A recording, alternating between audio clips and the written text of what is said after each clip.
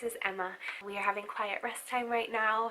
Little Lovey, our foster buddy, is down for a nap before a visit with MOM, which I will do a whole separate video on visits and all the emotions and behaviors and all the things that can happen as a result of visits. I don't think I'm quite ready to talk about visits yet because it's still so new to us. Anyway, that's a side note. So he's napping before visit, and my two big girls are doing quiet rest time, having a little bit of show time this afternoon. And so I wanted to quick come on and make a video for you guys about an organizational tool that I've been using with this placement of little Lovey, and just tell you how much it has blessed my life. And I'm going to link everything that I'm going to talk about, all the resources down below. This is a free printable system that I actually found online, and I'm so thankful for it. So I cannot take credit for it, but I will link the blog where I found all these printables below, and I will just tell you how much it has helped me and how much of a lifesaver it's already been, because there are so many details and things that you need to document and keep track of with foster care. So what we are talking about today is my foster care binder. Now, one thing I will say that I wish about this printable system is that it did not say foster care binder right on the front of it. Generally, we try not to go around announcing that our son is in foster care. And I don't do that for my sake. I don't need to go around pretending that he's mine, but I do that for his sake. I can already tell, even though he is a 1-year-old, not quite 1.5, that when we use words like foster care, mom, visit, dad, he's even heard, you know, some of the other things that pertain to his case. Whenever we start talking about those things and he is around, he shuts down. He has a very strong freeze response when he is overwhelmed or concerned or confused. It's not just about tiredness for him. It's that fight, flight, or freeze, and he has a very strong freeze response. So he's even done it like when he's fallen down or something. If he kind of trips and falls down because he's just learning how to walk, he kind of just will just lay flat and not move. And he just doesn't even move his eyes. He just lays flat. He doesn't cry out. He doesn't do anything like that. He just freezes. And I've seen him have the same kind of response when there have been conversations about his case happening around him. At the last visit that he had with mom, he slept the entire time. So he just shut down. And I think that's part of his safety mechanism. So anyway, all that to say that I wish that the cover of this binder did not say foster care binder, and I may change that. I might just put his name or something, or his first name here, so that it's a little less obvious what this book is. This is part of the printable. You get the cover. I happen to pick a binder that coordinates unintentionally, and then on the back there's just a little poem about foster care. It's called Forever in My Heart. One thing I did is purchase a little pencil pouch that I put here in the front of the binder. I'm going to store any pictures that I print out of little Lovey. I'm going to put those in this pouch. And then if he moves on, I can send those pictures with him. The other idea was to put important information and documents on a flash drive, so that if the child moves on, you can send the flash drive with them, and it would have their important information. I have been keeping a foster parent, what is this card called? It's called Consent to Routine Non-Surgical Medical Care and Emergency Medical Surgical Treatment. It's from the Department of Health Services. It's like a card that has all of his information. It has mine and my husband's name on it, saying that we are his foster parents and that we are in charge of him, basically. I've also been keeping our WIC card in this pouch. This binder has been something I've been carrying with me literally around everywhere, and that has really come in handy. What am I talking about? I am talking about an organizational binder that basically keeps track of all of the details about little Lovey that I might need to access at any given moment. So it has contact information, it has receipts, it has medical information, it has a calendar that was my own addition to the system, where I can write a daily note about milestones he's reaching or different behaviors that he's exhibiting as part of my documentation system for just keeping track of him and his needs and you know, how we've been caring for him. So in the very front, there's just a basic info sheet, and I can't show the sheet to you because it has his information on it. See it when you go to the link down below. It's just the very first thing, basic info sheet, and it has a little quote on it, which I love. It says, "Whatever you are, be a good one." And it's a quote from Abraham Lincoln. So there's the basic info that has things like name, date of birth, age, date of placement, caseworker's name, known allergies, medical diagnosis, and then there's a notes section, which I have been using to kind of keep like a family tree.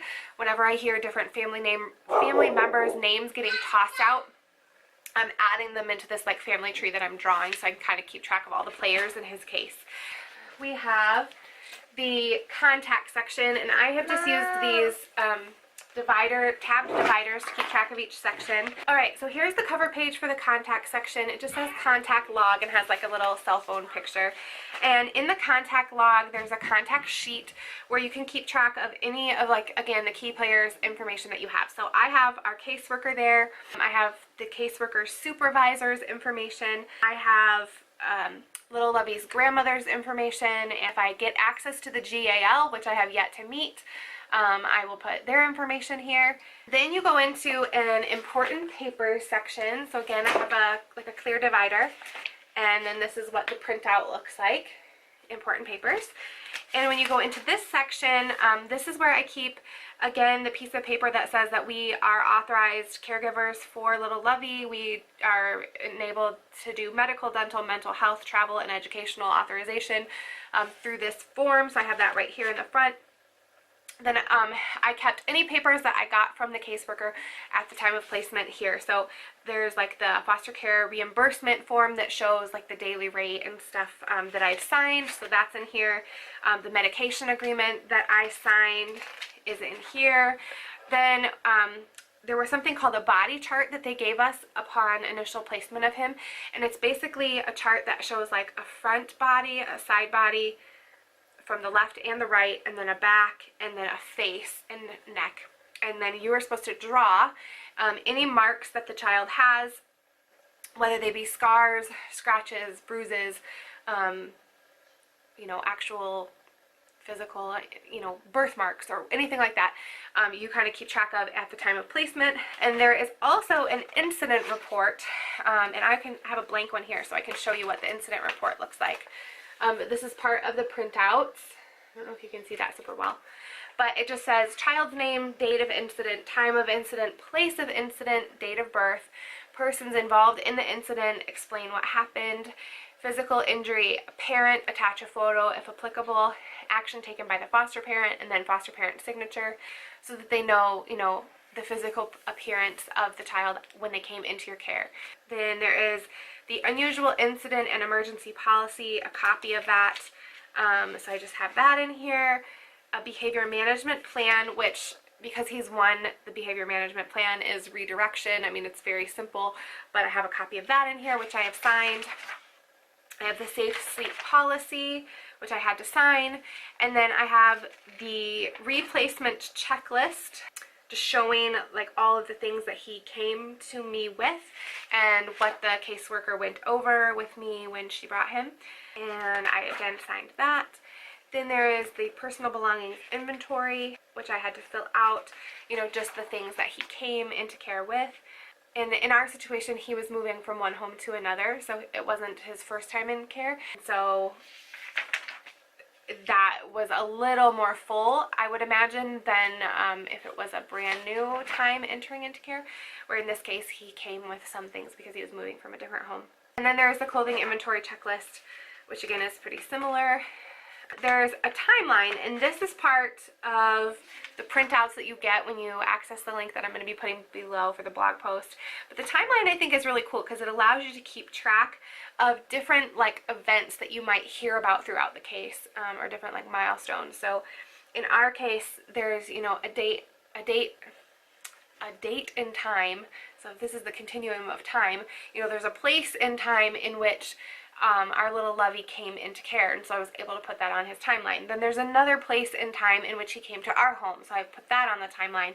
And any other details that I find out, obviously there's the time and place in which he was born. So I was able to find out some information about that. So I put that on his timeline. So all these kind of things that I can keep track of along the road. Okay, next we go into the medical section, and there's just a cover sheet for that. It looks like this.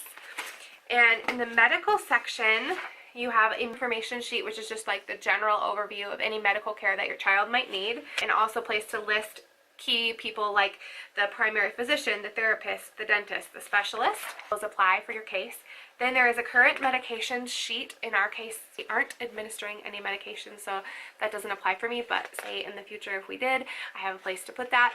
Then there's also a medication history. So in our case, I know he had like a prescription cream that he needed for some eczema.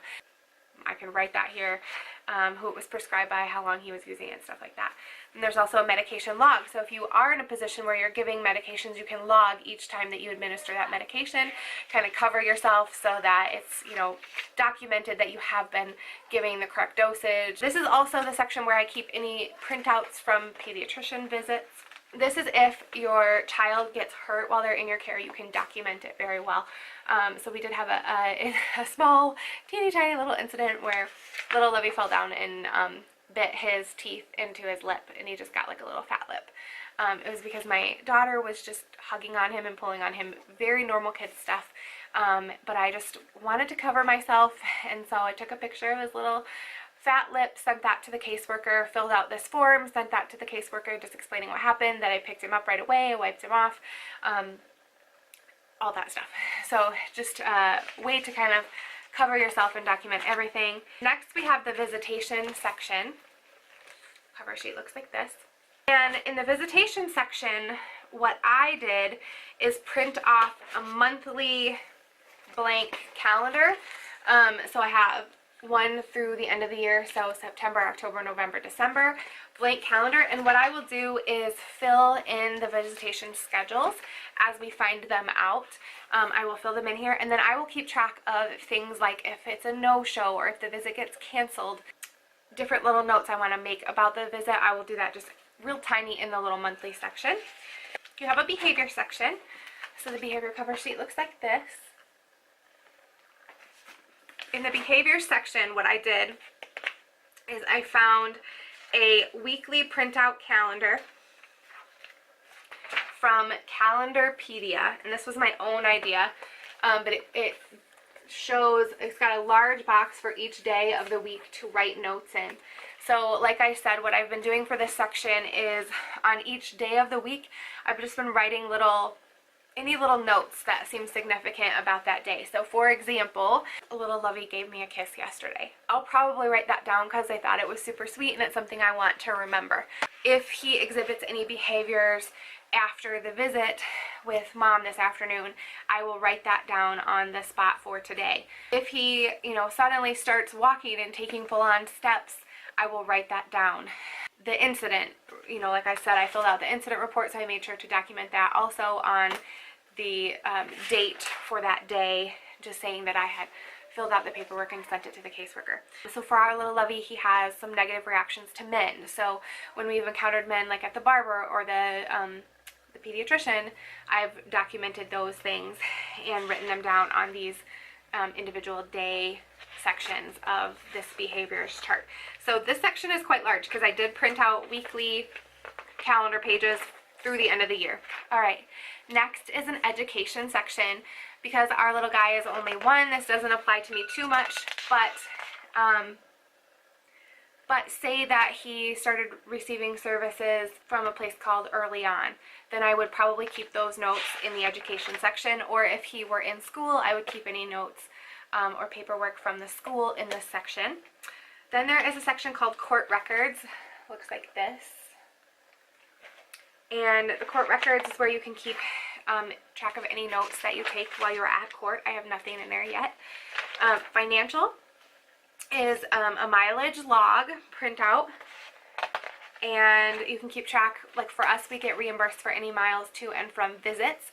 so you can keep track of that. I've also been keeping track of other trips that we've taken more for tax purposes in case I need to write off anything like that. I don't really know how that's going to work, but I thought better safe than sorry, and so I've just been keeping track of other things, like when we went to the pediatrician or when we went to the haircut. If it was an appointment specific for him, I kept track of the mileage. On the printout, you can document, you know, if it was where the date you took the trip, the destination, the purpose of the visit, the number of miles, and if it was a one-way trip or if it was a round trip.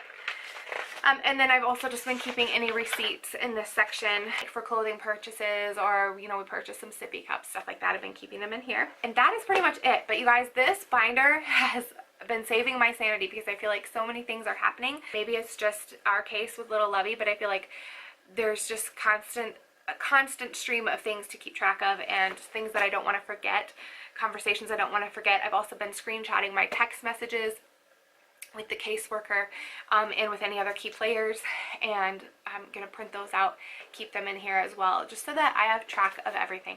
So this might not be your style, but I was advised that it's really important in foster care to keep track of everything. So this is how I've been doing it, and I feel like it's been super helpful. So I wanted to share that with you guys in case you are looking for a system, you're new to foster care, maybe you never heard of a system, or maybe you never knew that you needed to document things. I'm brand new to all this too, and this is what I found that's working for me, so I wanted to share it with you guys. I hope you're having a great day, and remember to go make a difference. Talk to you later. Bye.